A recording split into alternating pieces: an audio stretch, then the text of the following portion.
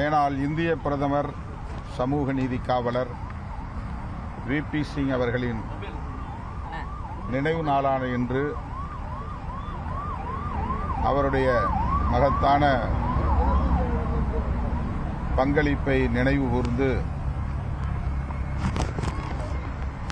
அவருக்கு எமது செம்மாந்த வீர வணக்கத்தை செலுத்துகிறோம். மண்டல் பரிந்துரையை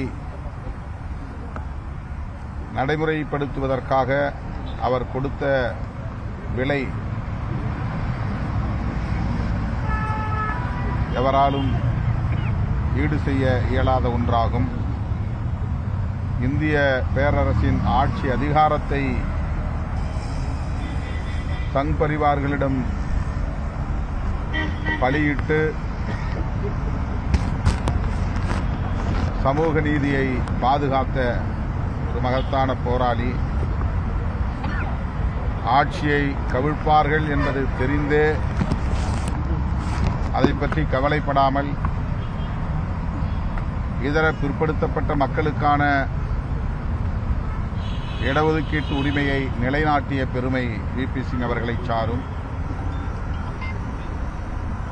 அவருக்கு விடுதலை சிறுத்தைகள் கட்சியின் சார்பில் எமது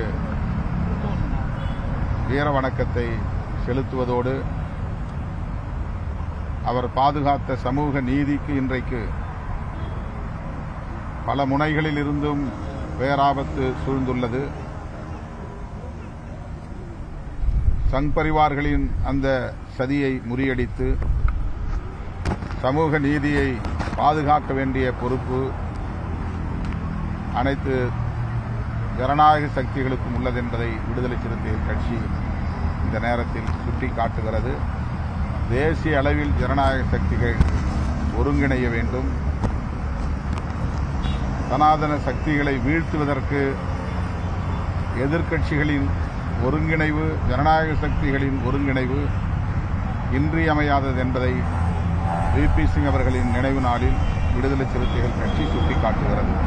தஞ்சாவூர் மாவட்டத்தை பாதுகாக்கப்பட்ட வேளாண் மண்டலமாக அறிவித்ததாக அதிமுக அரசு சொல்லியிருந்தாங்க. ஆனால் மத்திய அரசு நேற்றைய தினம் நாடாளுமன்றத்தில் அந்த மாதிரி எந்த அறிக்கையும் சொல்லலை அப்படிங்கிற மாதிரி ஒரு சொல்லியிருக்காங்க. நோட்டிஃபிகேஷன் எதையுமே அனுப்பல தமிழக அரசு வந்து நோட்டிஃபிகேஷன். ஆனால் எடப்பாடி அவர்களுக்கு ஆண்டுதோறும் பாராட்டு விழா வேற இதுக்கு நடத்திட்டு இருக்காங்க. தமிழ்நாடு அரசு அறிக்கை கொடுக்குறாங்களா?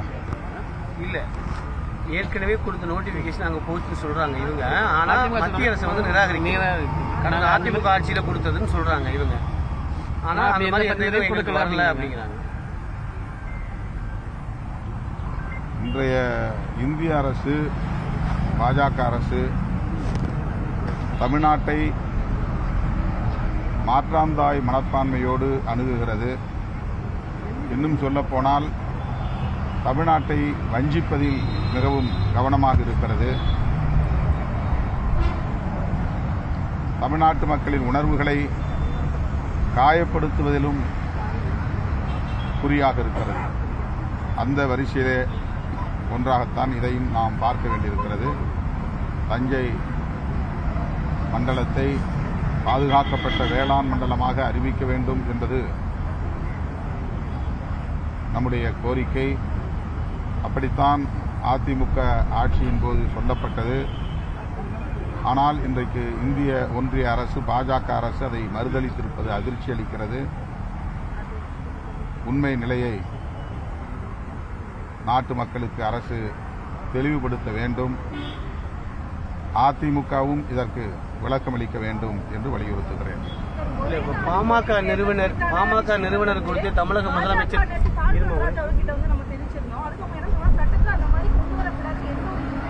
எது ஒரே நாடு ஒரே தேர்தல், ஒரே நாடு ஒரே சினிமா, அந்த மாதிரி விஷயங்கள் கொண்டு வராங்க. இது வந்து சட்டத்தில் அப்படி இருக்கக்கூடாது, அப்படி எதுவுமே கிடையாது சொல்லி வந்து தெரிவிச்சிருக்காரு பாஜக தரப்புல. அதை பத்தி உங்களுடைய கருத்து? அதுக்கு எதிர்ப்பு தெரிவிச்சிருக்காரு. அவரு அது கொண்டு வரலாம் அப்படிங்கிறாரு. அப்படி கொண்டு வரக்கூடாதுன்னு எந்த சட்டமும் கிடையாது அப்படின்ட்டு. அரசமைப்பு சட்டத்தினுடைய முக்கியமான அடிப்படை கூறுகளுள் ஒன்று பன்மைத்துவம் என்பது, புளூரலிசம்.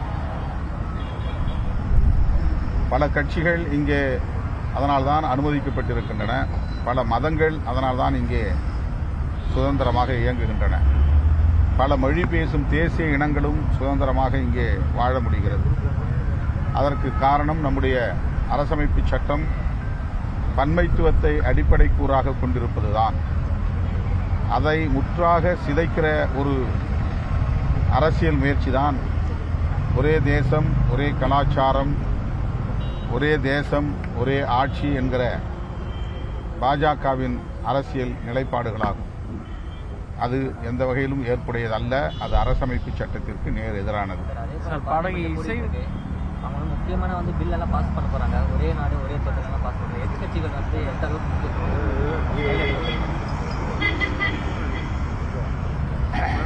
இந்த தொடரில் அதானி பிரச்சினை மிக முக்கியமானதாக பேசப்படுகிறது.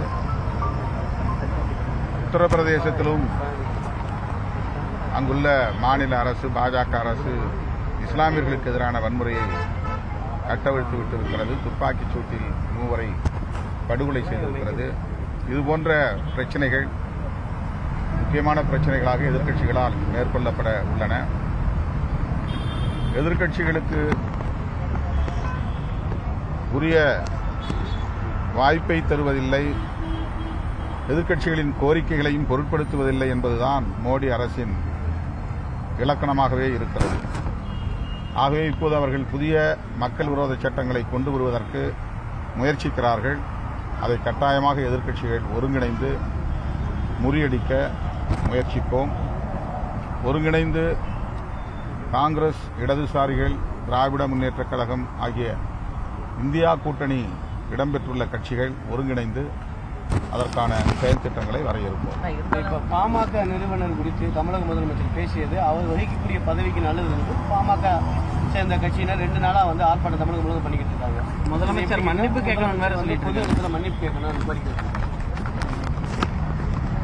இதற்கு நான் கருத்து சொல்ல விரும்பவில்லை.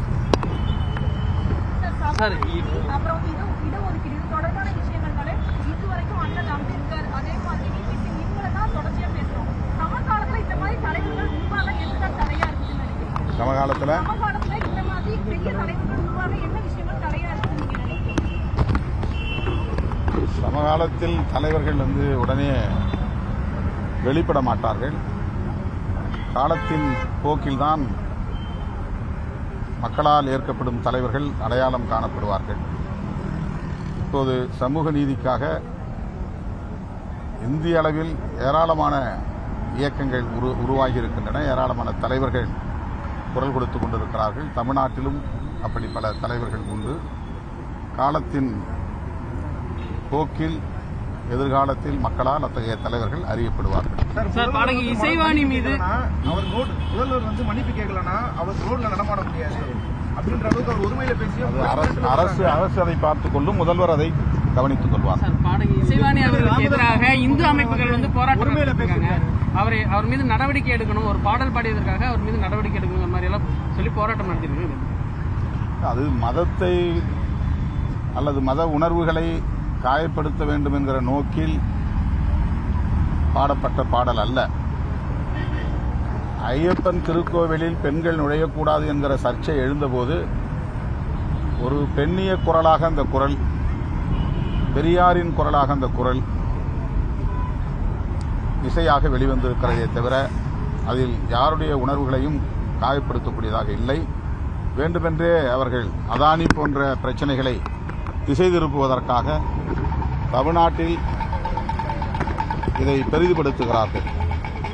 அதானி கைது செய்யப்பட வேண்டும் என்பது இப்போது தேசிய அளவிலான ஒரு கோரிக்கையாக மாறியிருக்கிறது.